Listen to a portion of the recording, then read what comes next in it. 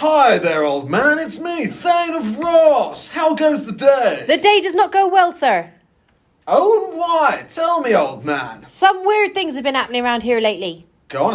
I tell you it's weird that I'm speaking to you in the first place. Don't usually consort with commoners such as yourself. But go on. Well, look at that sky. You see the sky? I see the sky. Well, I tell you right now, it's 1 p.m. Look at your watch. My what? I've got a sundial watch I tend to use for times like this. And it's not working. It's all shadow. That would be because it is an eternal night, sir. You're right. It does seem a bit like dark in the night time when it's dark. That is not only the weird thing that's been going on. There's been others.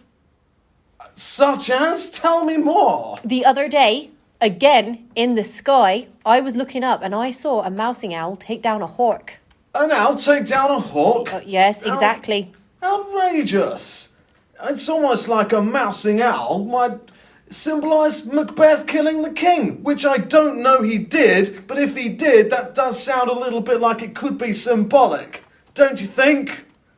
I don't know what you're talking about. I'm not sure I do anyway. Strange thing, though. Well, what's the next thing you're going to tell me? It's pretty bad. It's really bad. It involves the king's horses. The king's horses? I love them. My horse here, Treacle Chops, is good friends with the king's horses. Well, I bet it will be thankful it's not too close, because they have turned cannibal, sir. They are eating one another. That's disgusting. Well, sir, I went in there the other day and I saw a horse chowing down on another horse's eyeball. That is absolutely revolting. Treacle Chops, you've got nothing to do with this. Good. God, I wish I hadn't spoken to you, old man. Well, off I go. Cracking conversation, analytical interpretation, and igniting imagination with the Little Lang Gang. Hello everybody, welcome back to the Little Lang Gang, where this week we are talking about order and disorder in Macbeth. With you today you have myself, Miss Graham. You have myself, Miss Battiste. Me, Mr Grimmett. And we are going to guide you through what is actually a very complex topic, okay? And in order to do that, we need to start with a little bit of context, and we're going to start with the Great Chain of Being. Okay, so if you should have heard of the Great Chain of Being by now, if you've been looking into Macbeth and understanding it, it's kind of a core aspect in the play. It's in the first podcast we've done. Well, yeah, very much. It's how the Jacobean people saw social order. So it's how they understood the system that they were living in, the social constraints that they were living in. And it was a system that they assumed, they felt that God put in place. Okay, the system has the king at the top, and then the lords, and then the knights, and so on, and down to the peasants and other people at the bottom. So basically, everybody has a role within this chain, and if everything is in the chain correctly, where it should be, then everything should be at equilibrium. So everything should be working smoothly, and there's no real movement within that chain. We have order. Yeah. While the chain of being is intact, there is order in society. And if it's broken, we have chaos. Love that word. Absolutely. So when Macbeth kills the king, he disrupts that great chain of being. And that means that God deserts them and chaos takes over. And also, I guess, the kind of the contextual belief then, if the, Robert Catesby, Guy Fawkes, etc. had been successful in killing James, they would have disrupted the Great Chain of Being in England. Of course, Yes, they were absolutely. aiming to create chaos, weren't they? So do you want to start with the overall structure of the play in terms of order and disorder? Well, it starts with disorder, but relative. It's disorder and order, isn't it? Because it's order. We've got Duncan on the throne, the divine king by God. We have got Macbeth and the Thanes fighting for him, yet there's an element of disorder because they're at war. So, I suppose the way to think of it is disordered order. Everything's in place. Yes. It's just there's conflict within According that. to the Great Chain of Being, everything's in order there, apart from the fact there's people like MacDonald and the Norwegian army trying to usurp. But you could take away also power from argue, Duncan. that because everything is in order is the reason why they are successful. Yes. Yeah. They beat the agents of chaos, the people who have stepped outside that order, Absolutely. the Thane who's trying to be... So they're successful in restoring and maintaining order, and it's not until that we go into disorder in the middle of the play. What that would be with Duncan's death. The Yeah. the committing that sin of regicide Yeah. at that point. That's when the active disorder cuts in, because as much as you would argue Macbeth and Lady Macbeth had been disorderly before then, it's that really brings the chaos for Scotland. So yes, Yeah. so That's the turning moment. linking back to our introduction there, those things happen in Act 1. Oh, sorry, Act 2. Act 2, Scene 4. Don't laugh, it's not funny. That was a serious introduction. Serious introduction by Of some very serious people. Thane of Ross. Of course. No one's sitting here making horse noises. That would be. That was a real horse we got. I mean, It's in the English cost budget us for a horse. so much money out of the English budget that King John now half of has you a won't horse. have texts for the rest of the year. Oh, Uh, moving on from the stable. anyway, Those are real things that happen in Act 2, Scene 4. So you have the eternal night, you have the owl killing the hawk, and then you have the horses turning on each other, each being symbolic of a level of chaos in society. Well, yeah, Yes. and then you've got like that personal chaos, like you kind of just touched on a minute ago, and also the physical chaos of what's going on in the outside world. Macbeth's life is ordered in the beginning of the play. He's doing the job he's meant to be doing. He's the warrior. He's fighting for the king.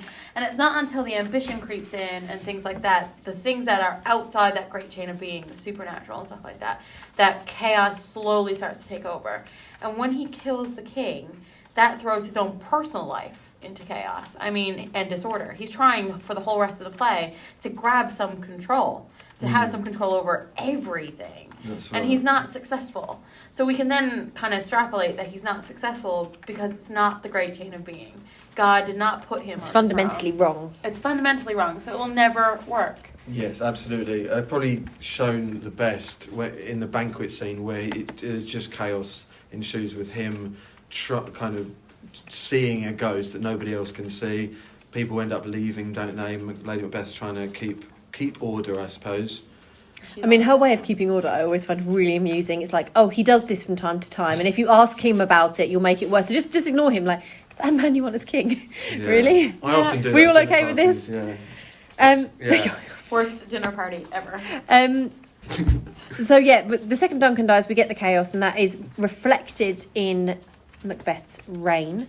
Yep.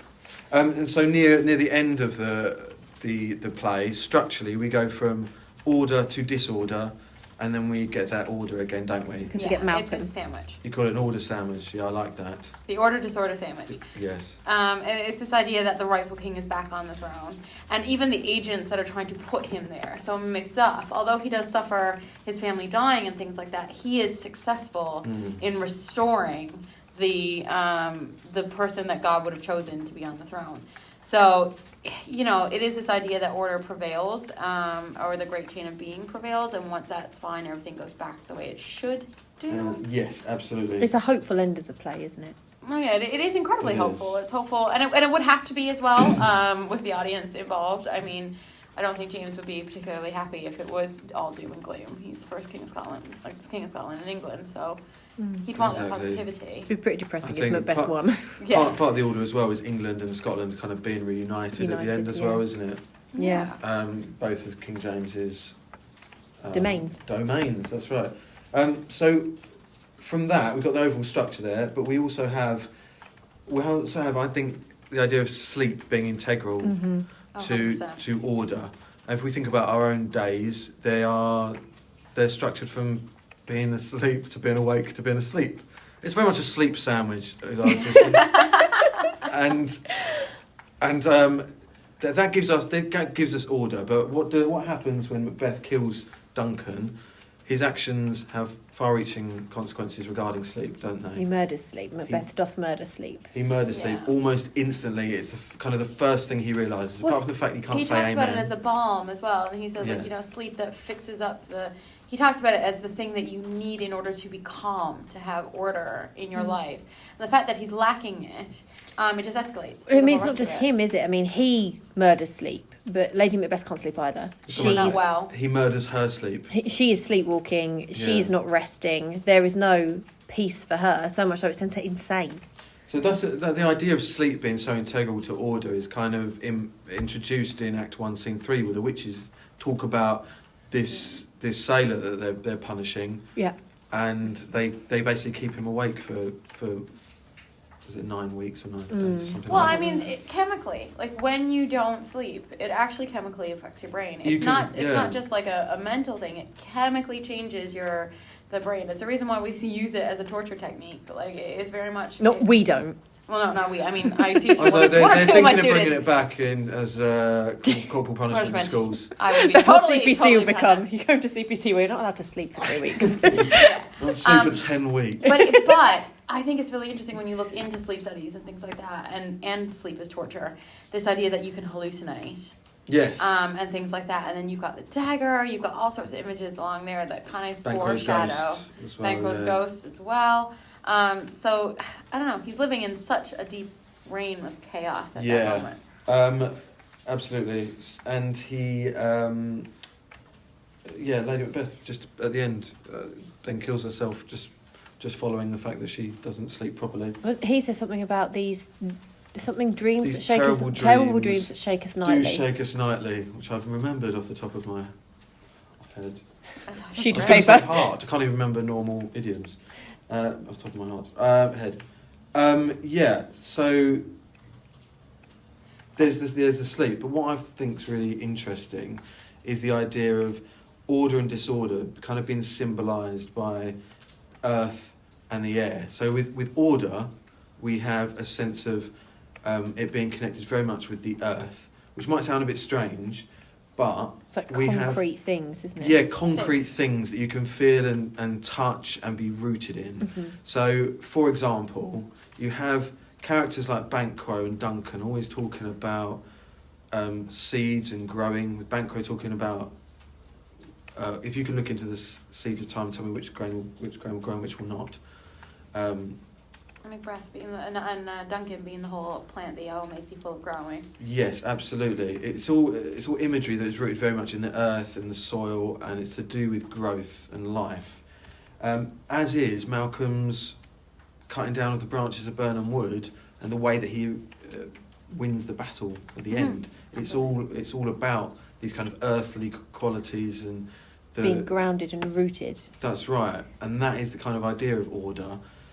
In complete contrast to that, you have air, don't you? Which I suppose, if you think about air, It's abstract. What is it? It's something you pass through. you can't control hold it it. very much, can you? And the wind just blows around. Well, and they certainly wouldn't understand it the way that we understand air. I mean, No, we understand exactly. on a molecular level. Well, James believed that witches caused a storm in which he nearly died. They That's wouldn't have the right. understanding of what caused the storm. They would, we talk about pathetic fallacy. They would have believed in pathetic fallacy as an idea, surely. Yeah, absolutely. If there's a storm, they are in some way to be scared or frightened, or they are being punished. Yes, 100%. absolutely. And I think you got that right at the beginning. The first words that Shakespeare writes is the stage directions of Thunder and Lightning. It's the weather that is imposing and gives the sense that there is danger to come and disorder. Argue as well that the filthy air that the witches travel through is also kind of foreshadowing of chaos, of things you can't tie down, and then They disappear into air. yes, they do. And Lady Macbeth talks of "Pull thee in the dunnest smokes of hell." Smoke is air. Smoke is air. In which they're, again, symbolic of chaos and evil. Whenever we have Yeah. this air imagery, it is often linked to something quite dreadful happening. Yeah, Yes, absolutely. So there's a whole. If you've got a question on that, there's a whole host of ideas that you could use from the kind of. I hope this would be a hard question if this came up. I No. think if you're going to be perceptive, you'd be bringing this in through the supernatural if you got given it. Yeah, absolutely. You might be bringing it in through the death of Duncan. Well, you might be just bringing it in if it's character Yeah. based. I guess the effects of Macbeth's actions as well. Yeah, the Could get consequences of questioned. his actions. And how they have, like, that personal consequence where, like, he has the chaos within his own body. And the fact that even from the first time he starts thinking about killing Duncan, his heart knocks and his hair stands on end. And he's personally starting to fall into chaos then.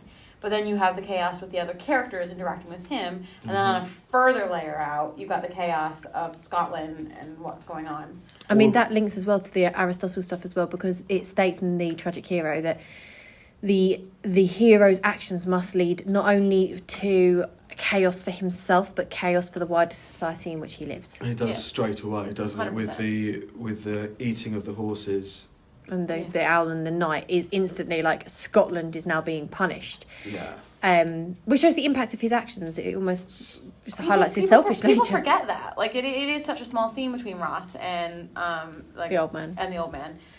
They do forget that they are talking about something really significant. And for the audience as well, the fact that it's night all the time, bad things happen in the dark. Like, it is proper... Absolutely. It would be things that would scare them. It's fixing with horror conventions, isn't it? Oh, 100%. Duncan and Malcolm are very much always present in the day as well in the scenes. They I think are. very much. Macbeth works at night. And often in production... Does. I mean, you can't say this all the time, but often in productions, Duncan and Malcolm wear white. In Yeah. a lot of the productions I have seen, you have Malcolm and Duncan in white and because Macbeth they're in black. pure. Do you know what I mean? And it does fit into that godly image of them fitting into that great chain of being. Yeah. And if you think about all the dark imagery that Macbeth uses, which could symbolize chaos, the whole stars hide your fires, let not light see my deep and dark desires, and Lady Macbeth calling on the dunnest smoke of hell. The darkness is a safe place for chaos to Well, grow. you know, And while they are chaotic characters, they find somewhat solace in the darkness. But as time goes on, Lady Macbeth herself is never... How came she by that candle? She is never without light. She cannot cope she's in the trying chaos to anymore. restore that order, I think. And I was thinking about this when you were talking about it earlier, how she kills herself at the end. That is the only thing that she has control over left. And she creates order, because I suppose the fundamental order of life is that we are born, we live, we die. So she's creating her own And she's in order. control of that. Yeah, And maybe absolutely. she even in some level knows that the right thing to do at this point is die. Because that will Absolutely. restore some... Order? Okay, so why does Shakespeare do all of this, essentially? What's the whole purpose? I think Macbeth mostly works as a morality play, does it not? 100% You could as a argue morality it's a morality play, that it is there to teach the audience the morals of life and the dangers of such acts. Yeah. And it has to fit in with James as well and his ideas and his ideals. So he would very much feel that anything in the supernatural will cause chaos and people should not be mucking about with that kind of stuff. So you've got Shakespeare, and I think, was it his family who were involved in the gunpowder plot? Was it his dad was somehow linked? Somehow they were linked. So this is kind of a look what happens when you kill the king. Yeah. When you mess up the actual order of things, it's not going to end well. So anybody out there who may be thinking about doing this again or that kind of stuff, it's not going to end It well. shows everybody the great chain of being is what you want to live within, doesn't it? It shows this is the best way. Otherwise, your country... It's a really good way to not have a riot, which the king Yeah. would be like, yeah, that is exactly right. You guys down in the groundlings, you are definitely the groundlings. And Kids I'm up ask here. me, like, oh, would the audience really have seen that? And I'm like, well, you've got to understand, the theatre is like the television of its day. It's the way you would take messages from it. You would learn from it. People would and go people to didn't that. read. They didn't read, or they weren't educated, so they would go and watch the theatre. And if you imagine nowadays, if like a TV show was broadcast where someone, like a huge, powerful TV writer that everyone was familiar with, was writing a story about how not to govern a country and the dangers of being a bad governor, would you not be like, cool, that's a bit close to the bone. Is he criticising the government? You would see that link in the society you're living. Absolutely. So the fact that it's just a theatre that they go to, but this heavily links with the fact that people were trying to kill James. And here's a play about what happens if you kill a king. That's not a coincidence. That is deliberate. Absolutely. Yeah. So there's that moral. Obviously, the other moral is don't kill horses. It's disgusting. Cannibalism is always wrong. Okay, right. Thank you very much for listening, guys. I sadly think this is our last podcast on Macbeth for a little while, because after the half term, we are going to be moving on to... Christmas Carol. A Christmas Carol. Oh God, Scrooge. Just No, lost Scrooge. it. The introductions are going to get better from here on out. Thank you so much for listening. It's probably not the last one we're going to do on Macbeth. I dare say there'll be a few more further along the line as we kind of move towards the exam season. But for now, this is all. Thank you so much for listening to the Macbeth. We hope you look forward to the Christmas Carol, and we will see you after the half term. Bye, guys. Bye. Bye.